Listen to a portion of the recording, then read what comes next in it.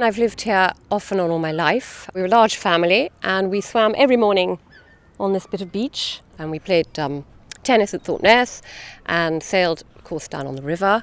My grandchildren come, my extended family come. It's a wonderful place. And of course, I now work here. We have a gallery which we've had for 30 years in the High Street.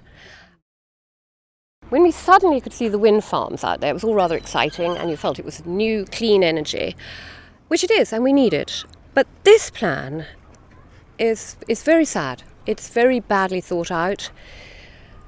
It's very confusing because you have Scottish Power on the one hand handling the wind farms, Spanish owned. We have EDF sorting out Sizewell C, French owned, and we have us in the middle.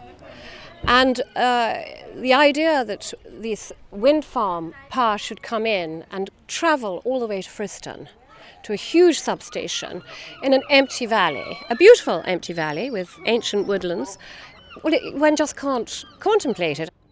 But we took a very old house and made it into what it is now. When we were going for planning, we had to worry about crested newts, we had to worry about bats, we had to worry about old roof lines.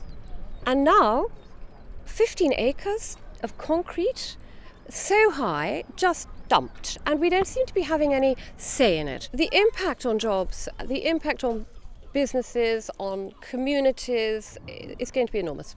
Never mind the environmental. For two completely different companies to railroad an area as fragile as here is sad.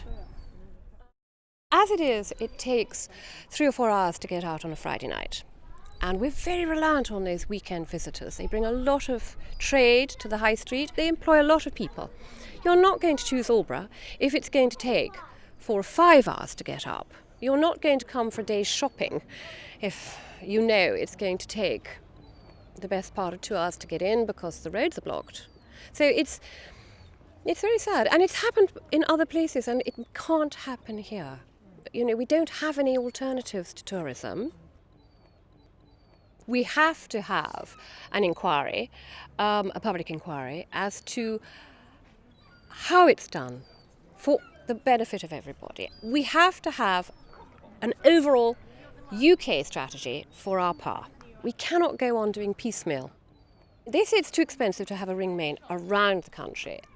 It doesn't make sense not to have it. And the great advantage of a ring main is that the cables can come in where they're needed most. They can come up the Thames, they can go into Newcastle, they can come into Liverpool. It's a ring main. It works. What you can't have is foreign companies controlling how our how power is delivered. We cannot have multinationals putting profits, that's what they're there for, before the country's need for clean, renewable, permanent energy sources. Sadly, I think we're going to have to go back to nationalising them, or at least controlling them. We need power, and we need it in a central way and in a clean way.